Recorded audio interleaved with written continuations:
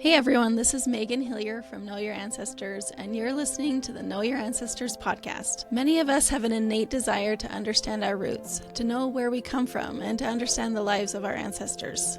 On the show, I sit down with content creators and entrepreneurs to share some of the stories that I've uncovered and compiled about their own ancestors. Watch and listen as we discuss the traumatic and life-changing events of their close ancestors that helped shape who these guests are today. All right, welcome to the podcast today. I am sitting here with the fabulous Kate Northrup. I have been looking forward to this interview for a while. I have been following Kate. I've taken her course, and I'm really excited to talk to her about her ancestors. But before we get to that, Kate, can you just introduce yourself?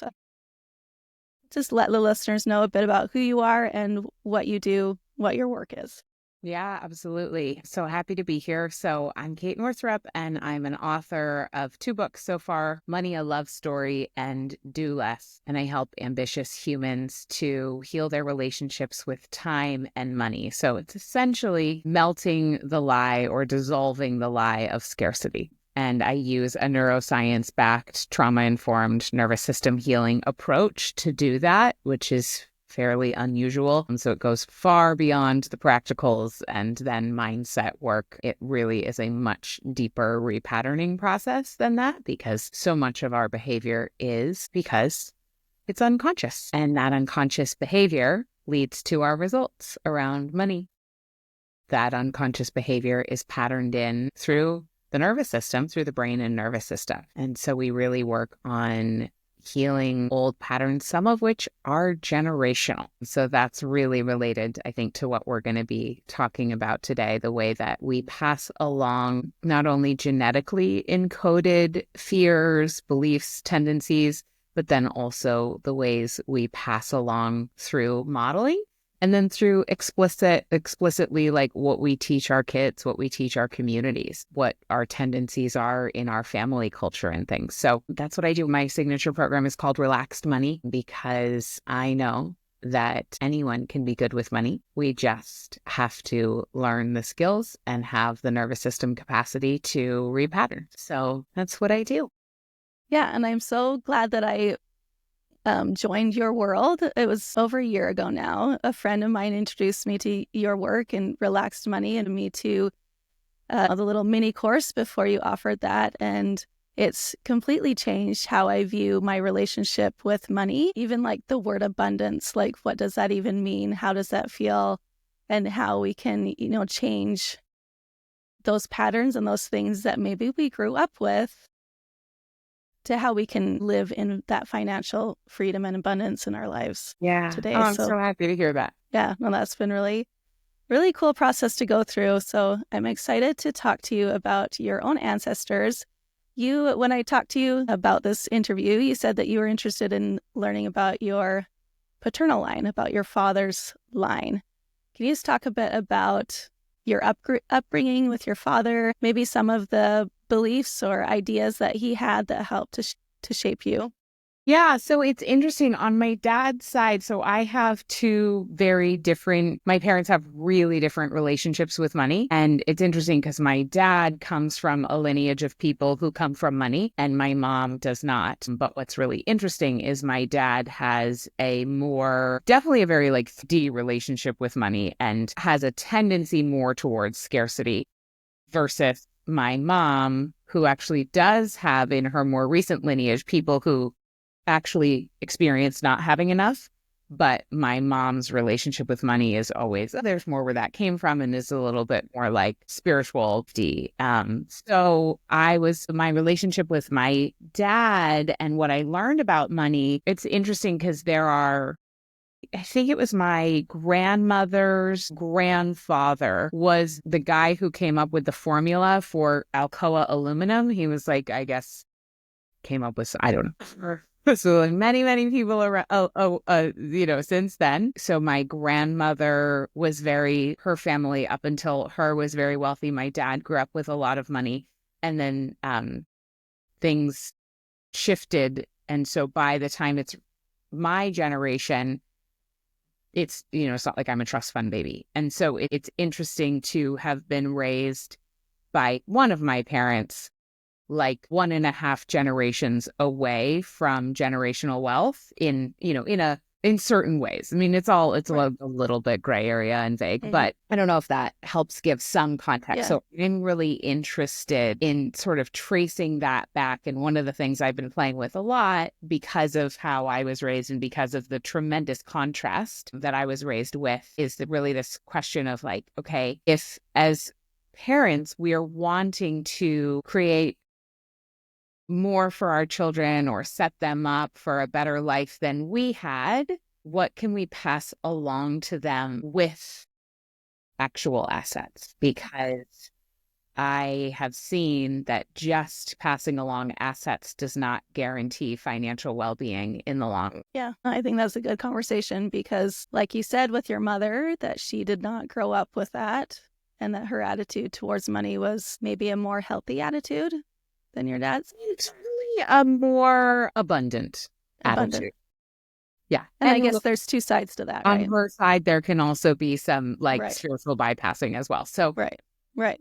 probably somewhere in the middle of the Somewhere in two. the middle. So you got both. You got Yeah, I both of think them. so. Now I you're in the got middle. both. Exactly. Yeah. Yeah. All right. Well, I am excited to start sharing with you about what I found. So you just talked about your grandmother. So that's your father's mother's line came from that. Okay. So I'm actually going to talk about your father's family. So we're going to see some similarities there, I think. So I'm just going to start sharing my screen here. Okay. So here is a 1930 census. This is your great grandparents. You can see Kenneth and Margaret Mahler. Is that how you say that? Mahler? Okay. So they were living in Milton, Massachusetts in 1930. So we're just going to look here. So that's about where they were living in relation to Boston. You're probably familiar with that area. I But am. Yeah. I am not. Where Many my people are parents probably not. lived after medical school. It's where my sister was born. Oh, cool. Okay, so they were renting a home. You can see this. It says yearly $3,600. So they were renting a home, which is about, when I looked it up, it's about the equivalent of $68,000 a year today. So probably a nice home. In their household, there were 6 children listed here. You can see Susan A. Muller, and then we have Joseph Bradley, Margaret Bradley, Nancy Muller, and Kenneth Muller, and Cynthia Muller. So there's all these children, and I was like, okay, there's 2 that have the last name Bradley. Are you familiar with that part of your family? A little bit. A Yes. little bit. I did Okay. know that there was like a previous marriage and some half siblings. Right. Yeah. So they also had 3 servants in their household. Your great grandfather is his occupation. It says textile engineer, owning his own business. This yes here means that he was a veteran serving in the World War I, would have been. So I wanted to see, how all these children fit together with this family. So I started by looking into your great grandmother, Margaret, here. So we're going to learn about a bit more about her as we start out here. So your great grandmother, Margaret Sophia Walter, was born in September 1885 in Oregon. She was the second of 3 children born to Theophilus Vivian Walter and Sophia Sherlock. So in this census, you can see Margaret right here living with her mother, Sophia, in her grandfather's household, William Sherlock. So her mother, Sophia, if you go across the line here, you can see this WD for her marriage status. So she was widowed by 1900 with 3 children, Phil, Margaret, and William. And Margaret is your great-grandmother. So she was 14 at the time here. So this is a death registration, which I took a little clipping of it, if you can see it very well. But T.V. Walter from England, he died at the age of 42 from heart failure. So this is your second great-grandfather, Theophilus Vivian Walter, or TV is what he seemed to have gone by. So he died 4 years before this census was taken. And he was born in England. So that would have been your great-great-grandfather. So your great-grandmother's Margaret's father. Yes. Okay. Yeah, so he would have died when Margaret was about 10 years old. So it's likely that after her husband's death, Sophia then moved in with her father, William, and her two older sisters, Anna and Charlotte. Mm-hmm. So, and then you can see that in this household, we have a gardener, a servant, a nurse, and another servant. So William Sherlock, your third great-grandfather, was quite well off and was a pioneer to Oregon. He came to Oregon in about 1850. So we're just going to learn a little bit about him because there was actually a lot about him online that I found. So this is your third great-grandfather, William Sherlock. Just going to read a little bit here. So he was born in New Ross, Ireland, December 25th, 1817, and after crossing the Atlantic, resided for a time in Illinois. He afterward crossed the plains with his wife to Oregon, arriving in Portland on the 4th of March, 1850. So and then he partnered with someone in a livery business, which is a livery business is like they rent out carriages or horses. Sometimes they have a stable that people keep their horses there. And then he also invested in property early on in Portland, which because of that, he became quite independent financially. And there's a lot more online that you can learn about him, that you can read about him. But there's this little biography. I thought this little snippet was interesting. So this just talks about in 1846, he married Miss Dolly Pounder.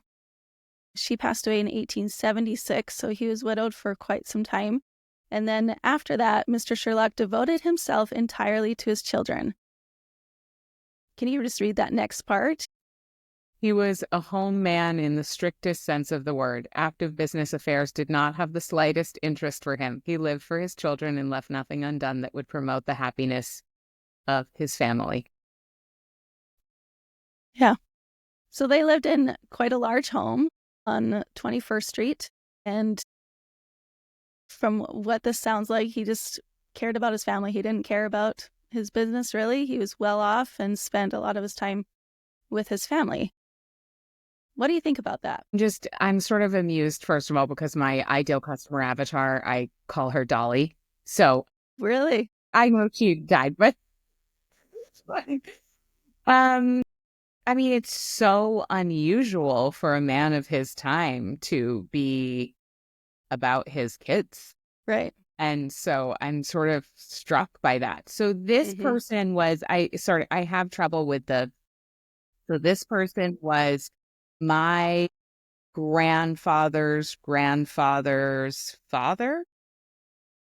This is, let me think, your grandfather's great-grandfather. So It's my great your grandfather's mother's father. Does that make sense? My grandfather's mother's father. Yes. Okay, so my grandfather's grandmother's father. Yeah, got it. Sure. Yeah. Sorry. Yeah, I'm like, who is this? Brains work different. Yes. Yeah. So he's your third great-grandfather. Yeah.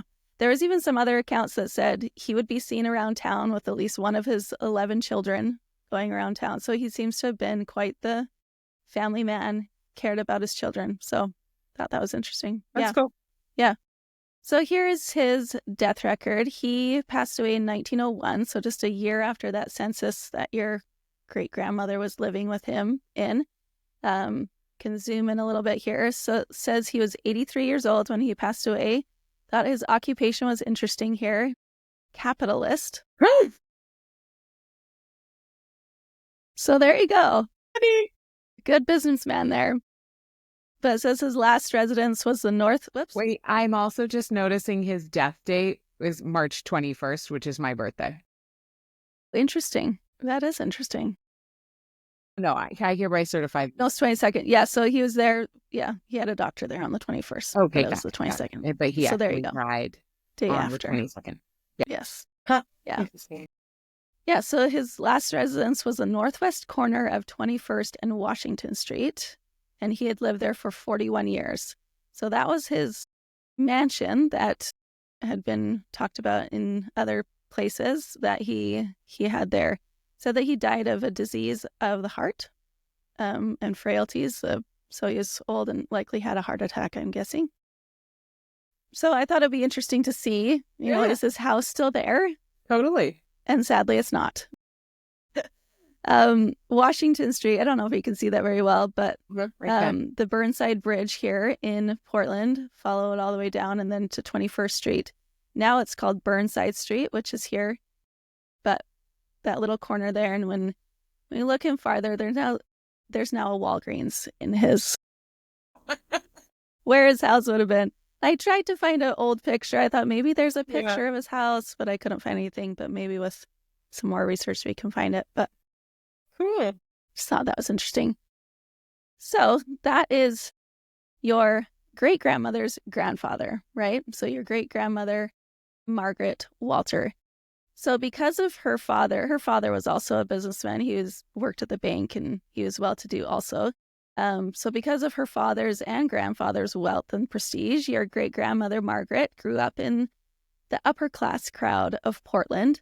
And there's several newspaper articles that mention her, some, saying what she wore or who she had dinner with, kind of like the little gossip of the time.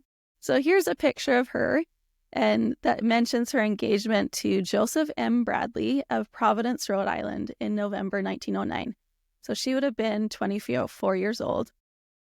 But I thought these little clips were interesting. It says, Miss Margaret Walter wore a blue and white marquisette gown built on empire lines. And then Miss Margaret Walter was exceptionally attractive in pink chiffon. Thought that was kind of funny. So then here is another clip. So I wondered, how did she meet this person from Rhode Island? She's all the way in Oregon. But here is a newspaper clipping that tells a bit of the background that says, Mrs. Bradley of Providence, Rhode Island, mother of Joseph Bradley, and his sisters are spending several days in Portland en route to Alaska, on which trip Mr. Bradley will accompany them. And then on Wednesday, Miss Margaret Walter gave a luncheon at the golf club in honor of Mrs. Bradley and her daughters. So not sure what the relationship was there. Maybe this was when they met. This was just a few months before they were engaged.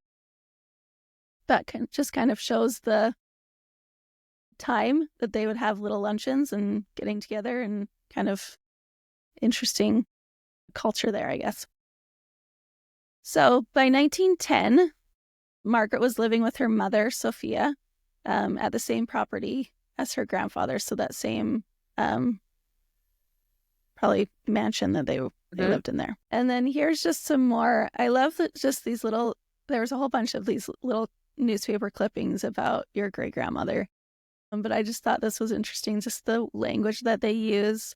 So whispers, too, of weddings are in the air. So many engagements have been announced in the summer season, each one carrying with it an infinite date and a vague suggestion that in the fall the wedding would take place, that it is only fair to surmise now that the fall is almost upon us, that September, mayhap, will witness many maidens transformed into brides.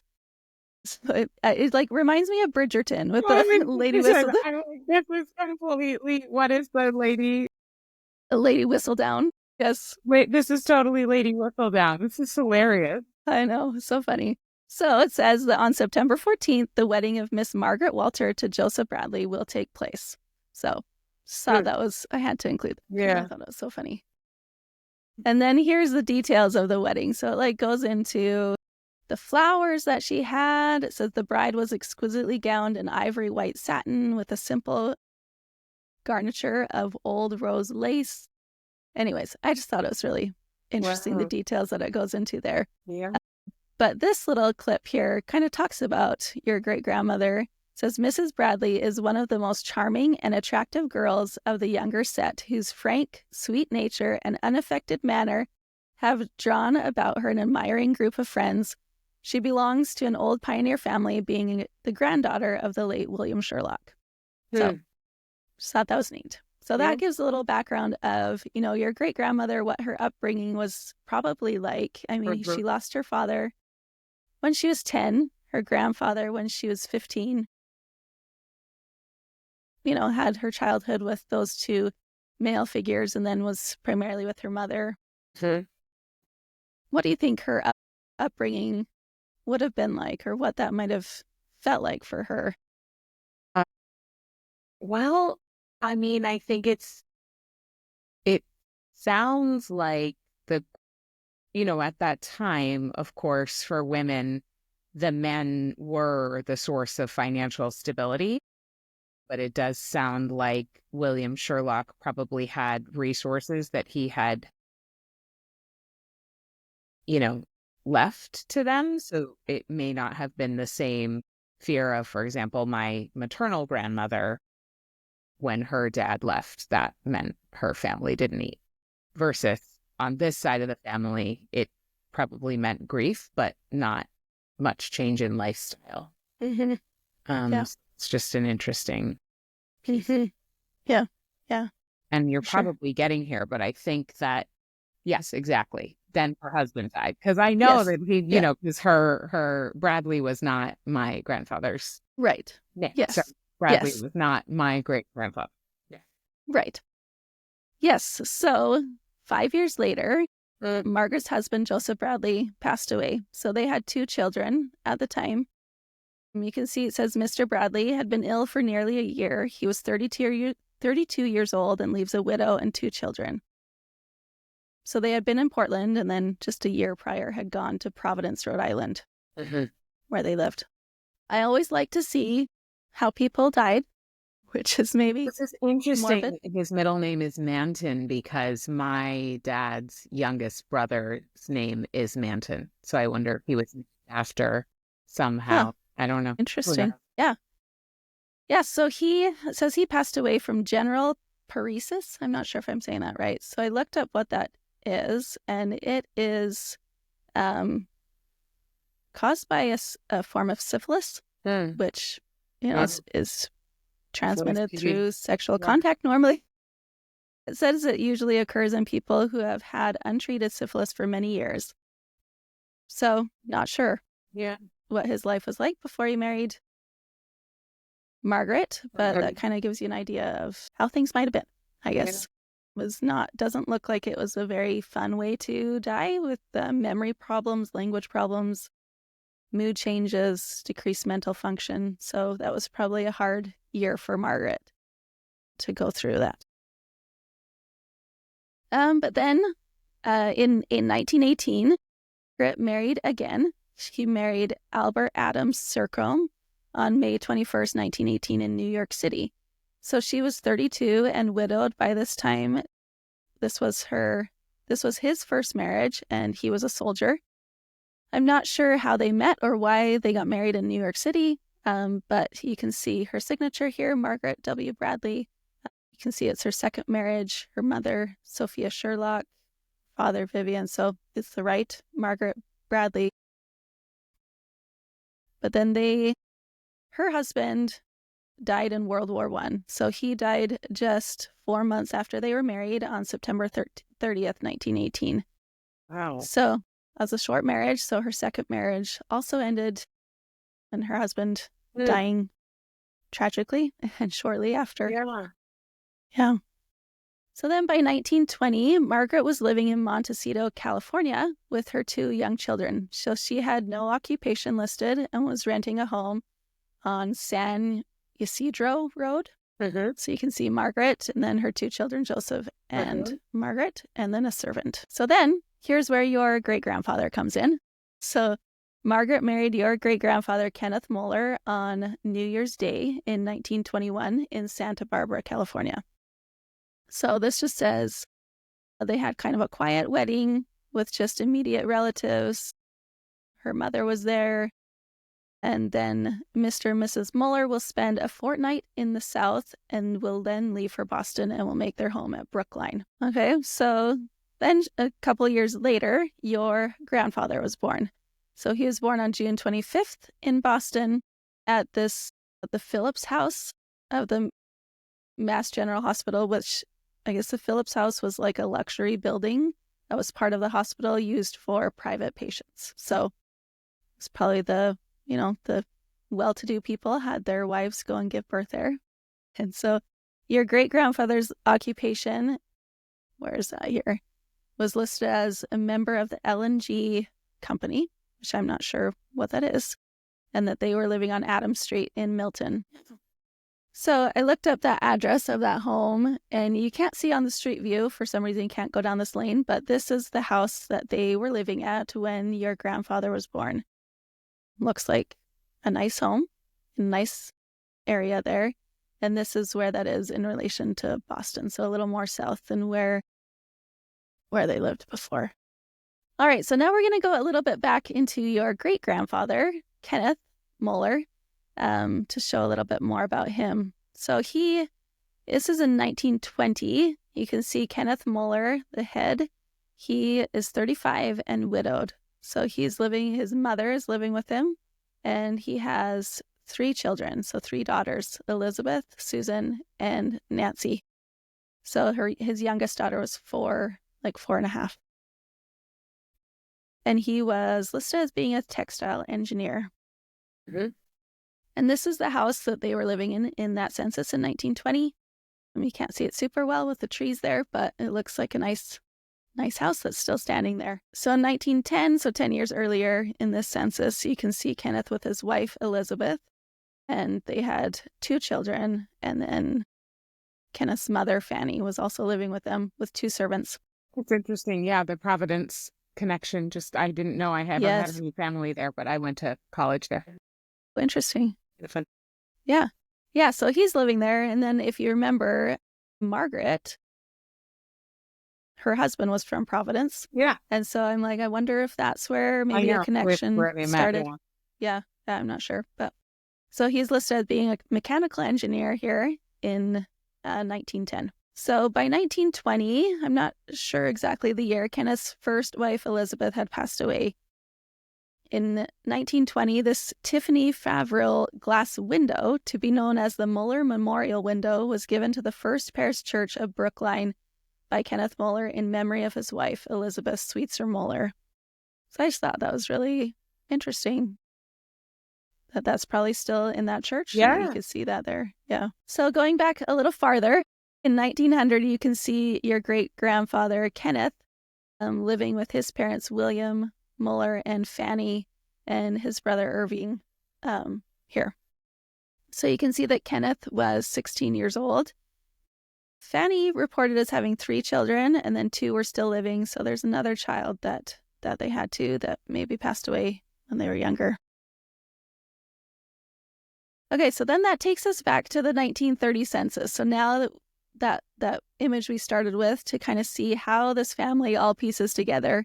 So we have Kenneth and Margaret, your great-grandparents, and then we have Susan, who is a daughter from Kenneth's first marriage. And then we have Joseph and Margaret Bradley from your great-grandmother's first marriage.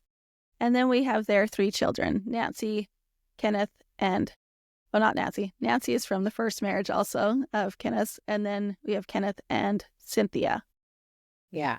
That Kenneth and Margaret had together. So that kind of explains a bit about, they both had a past. They both had relationships before, spouses that passed away, and how that might have been. What do you think about how their life might have been, with their own hardships, coming together with children from different marriages, how that might have been for them? Well, I mean, I think blended family can be beautiful, but also tricky. And this is like a lot of kids to all mix together with a bunch of different parents. Mm-hmm.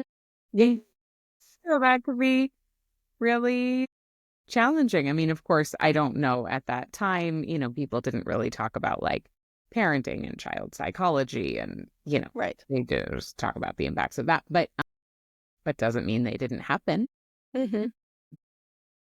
Yeah, it's a lot of, and I'm just looking at the ages, so my grandfather was 4 at the time of this census.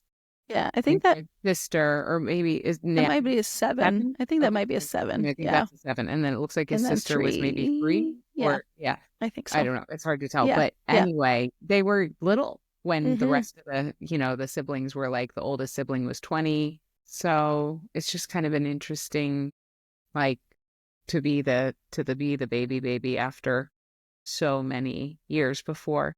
Mm-hmm. Yeah. Yeah. And they had 3 servants there, so I'm not sure if they helped. They probably helped raising the children, food, cleaning, all of that. So then here is the obituary of your great-grandfather. So he died at the age of 50, 1934. So his obituary gives some background of his life. So it says that he is the president of the Textile Patent and Process Company and a native of Yonkers, New York, who died here Saturday. He was 50. A son of William F. and Fanny Clark Muller, he prepared for college at Greenboro and Noble after leaving Yonkers. Following his graduation from Harvard in 1906, he studied for 2 years at Massachusetts Institute of Technology, so MIT. After wide experience with various companies in the cotton and textile fields, Mr. Muller formed the Textile Patent and Process Company early in 1929. He is survived by his wife, his mother, 7 children, and a brother. So. But she lost 3 husbands. Yeah. That's rough. Yeah. So 1934, so your grandfather would have been 12, about 12 when he passed away. Yeah. Right. So then by 1940, we see Margaret Muller living here with her 2 youngest children. So with Kenneth, your grandfather, and Cynthia. Kenneth was 17. They owned their house that was worth $7,000, and they were on Cohasset, Massachusetts. Okay. So you can see that that's, this around here is where they were living. So probably a beautiful area. It is a beautiful area. Yeah. So then in 1950, 10 years later, we see Margaret here with her youngest daughter, Cynthia. And she's 64. Margaret is just 64. I feel like all of that has happened before she's 64, which doesn't seem that old. 3 spouses that passed away, living on her own. But I just wanted to include this part. So in the 1950 census, they just kind of random lines provide more information about them, and she was one of those. So it says her father was born in England, her mother in Oregon, and then it just asks, where did their income come from? And basically it says none of, it says she wasn't earning a wage. She didn't get it from a business or farm. She didn't receive it from interest or dividends or allowances or other income. So she must have just had the money from her husband or from, even her grandfather. I'm not sure if there was more from that, but they lived in this home, which is a nice looking home, in 1950. So they moved from Cohasset to Milton again. They were living in this home, so her and her youngest daughter. And then I'm not sure how long they lived in that home, but your great-grandmother Margaret died in 1973, on May 19th, 1973. And this is just her kind of death notice. It doesn't give a ton of background about her life, but just more lists her children out. And then she was buried at the Milton Cemetery. I don't know if you can see that very well. So Kenneth is also buried there, in Margaret. And that is their headstone. So yeah, so that is, I know I kind of zoomed through all of that, but that is kind of what I had to share with you today, to share a bit more about your great-grandmother, her life, her upbringing, and explaining kind of what her life might have been like. So how are you feeling now that you've learned a bit more about her? I mean, it's cool.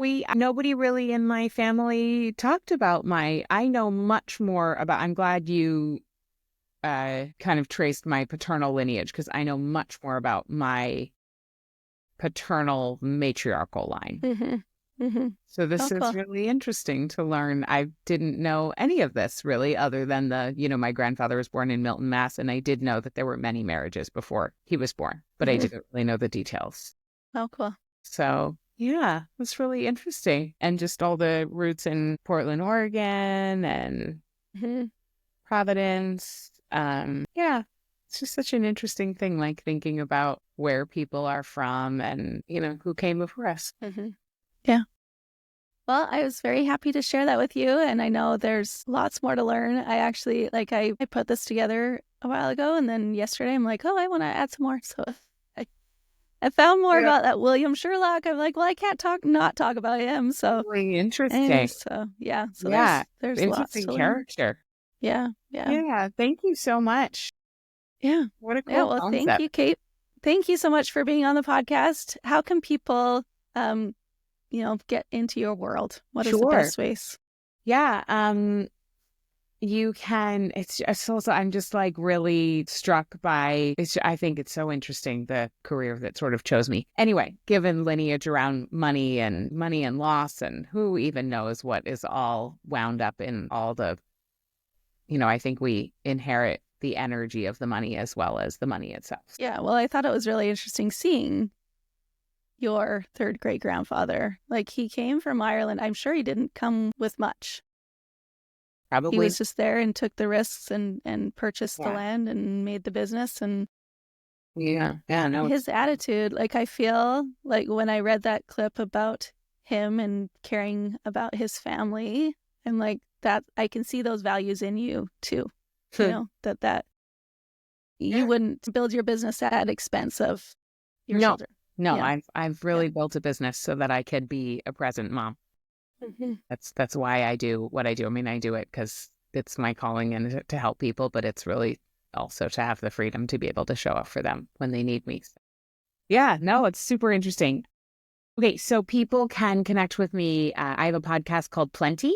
So you're listening to this podcast, and my podcast is called Plenty. It is about abundance in all forms and really healing our relationship with money. So I talk a lot about the nervous system, clearing generational trauma, and relating in terms of